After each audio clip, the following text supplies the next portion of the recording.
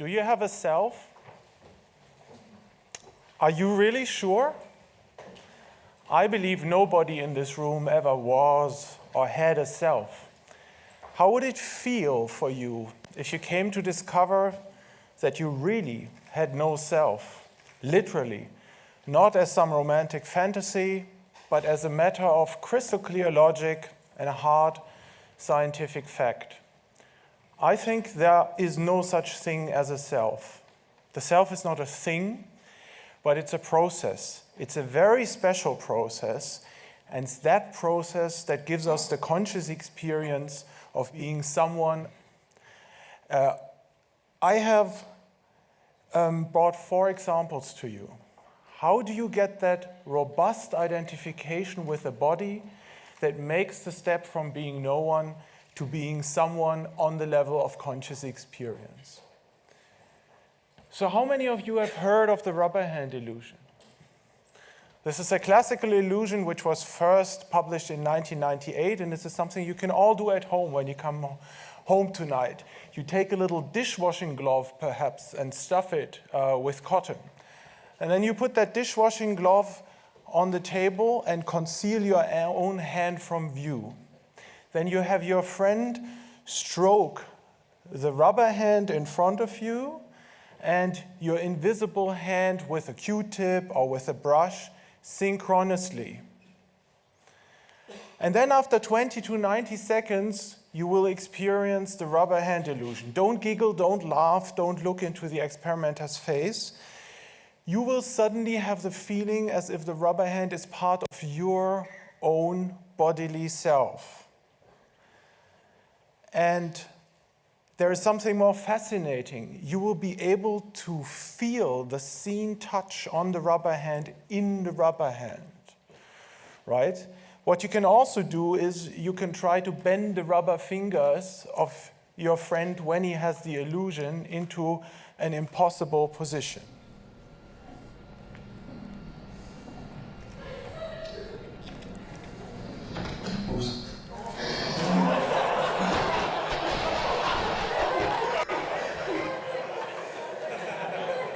So you see, this is not just some story. This is not an illusion only. The unconscious self model in the brain somehow knows it too. It takes it seriously. So if we want to understand the title of this talk, what it means, we have to understand one concept, and that's the concept of a self model. You don't have a self right now, but you all have a conscious self model active in your brain, a representation of yourself as a whole, as a distinct entity. And that is not a thing, but an ongoing process, the process of modeling yourself and your global properties on the level of the organism as a whole. A self model is a fantastic window that connects your inner life, for instance, with the social world outside of you.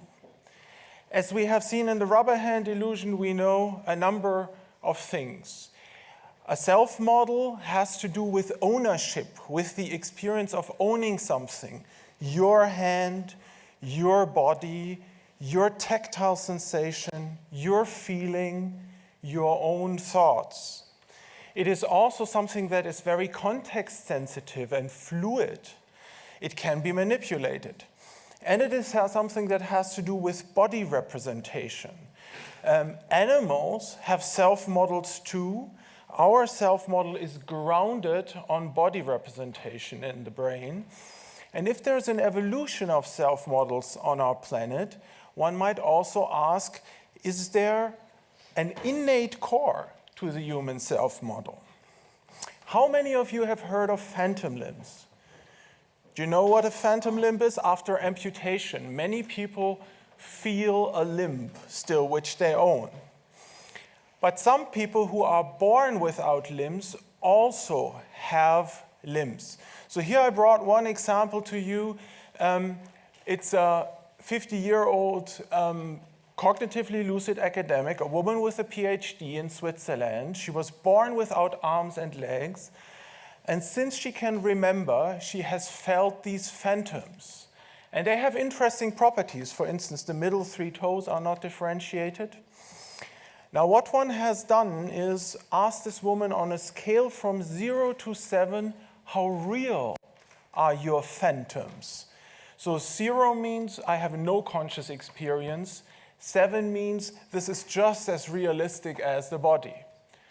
So one interesting fact is that the right hand is more real than the left hand.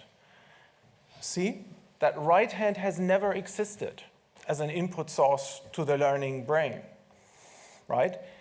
Can you do like this? Touch your thumb with your fingers one after another?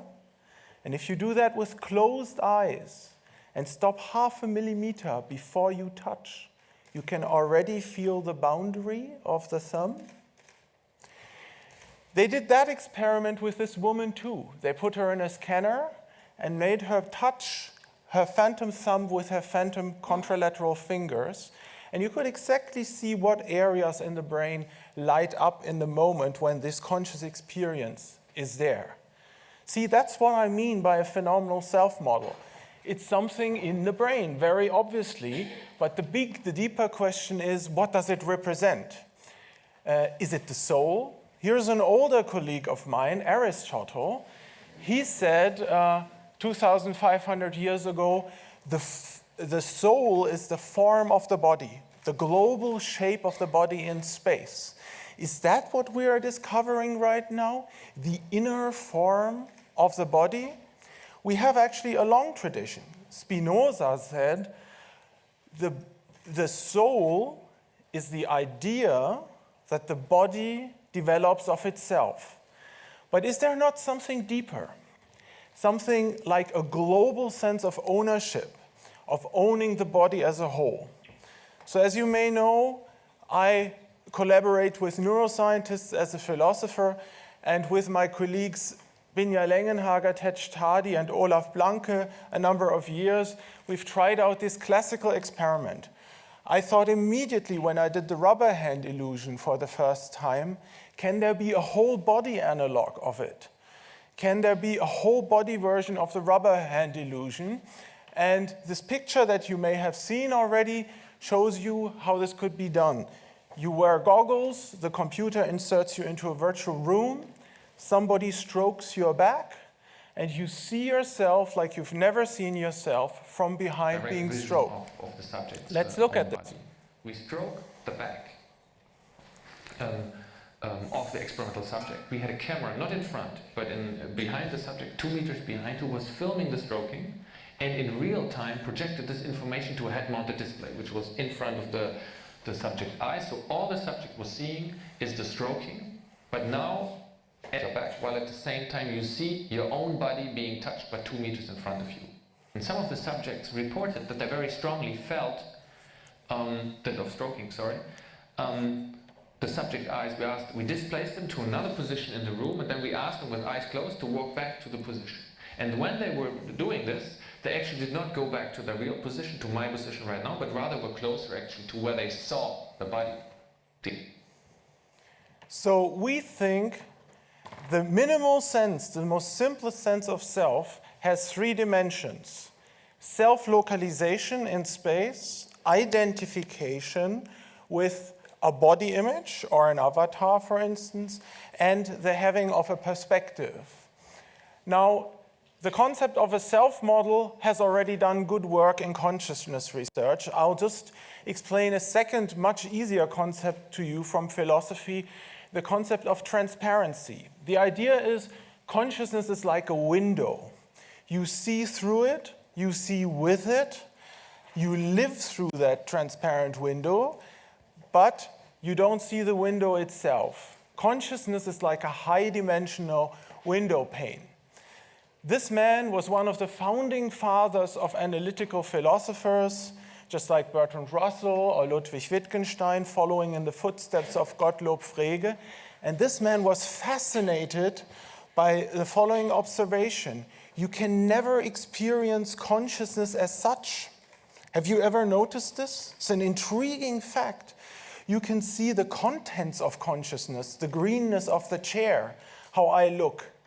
But if you try to attend to the consciousness of it all, the consciousness is invisible. That is what philosophers call transparency. Almost all conscious states are transparent. Unconscious states are neither transparent nor opaque. So we don't see the window, but only the bird flying by. And this gives us the experience of being directly in contact with the world. You do not see the neurons firing away in your brain right now, but you only see what they represent for you. Perhaps a probability distribution. Conscious experience is an integrated model of reality, and it functions as a medium for you.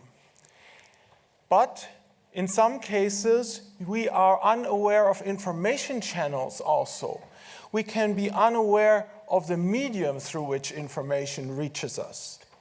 That means we have the feeling of being direct in touch. Philosophers call this the phenomenology of direct realism, and it creates the experience that something exists and that it is real.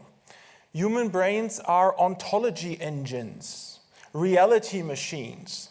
They create an experience of what is existing and what doesn't exist.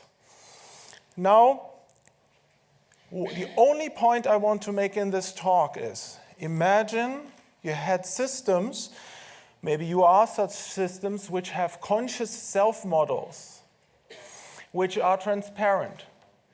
Then these systems would by necessity have the feeling of being in direct and immediate contact with themselves. By necessity, they would feel infinitely close to themselves. They would be like beings that are glued to the content of their self-model, identifying with it. So here is my last example. There is now a fantastic international research project, the VERA project, and what I want to briefly show you now has nothing to do, it's not my own work in any way, it's the work of these two geniuses in Tel Aviv, Doron Friedman and Ori Cohen. So let us look at this. One thing you might be able to imagine is that just by movement sensations, by generating motor imagery, motion ideas, you could control an avatar directly with your brain. This is something that can be done today. This works today. I have introduced a technical concept for this. I call this Psm Actions, because you act with your conscious self-model and you bypass the non-neural body. It needs a new concept because human beings have never ever done anything like this before. Now the next logical step is, could you directly, only with your motor imagination, create a real-world physical robot while looking through its eyes? And the answer is yes. The decoded mental activities are sent over the internet to France. You are lying in the scanner here in Israel. This is what you see through the robot's eyes in France. The humanoid robot in France receives the high-level commands and performs them.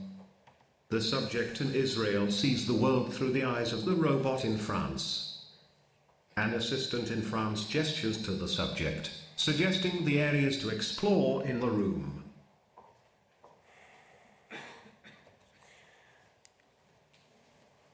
So if we had a self-model, even if it was an extended self-model, and the causal loop creating that self-model would be transparent, then we would get the phenomenology of identification. So are we really transposing the self into a robot? Are we uploading? No, we're not uploading. What we are doing is we causally integrate the conscious self-model in the brain with an extended system, for instance, a robot, via a complex causal loop. So it is more like the robot is possessed not by a devil, but by something much worse, by a human being, right?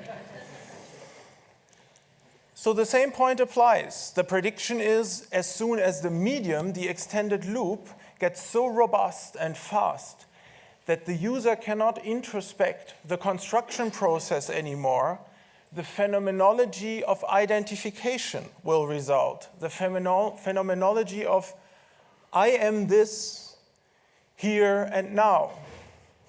And maybe you have been systems like this. Maybe you now have a deeper understanding what I mean when I say the self is not a thing, but a process. The body is the robot, as it were. Consciousness is the robot's own virtual reality. And the conscious self is the grounded avatar in your brain. Now, this may strike some of you as overly reductionistic, perhaps even as dangerous. But I think it has great spiritual depth and it has great philosophical depth as well. But that's another story.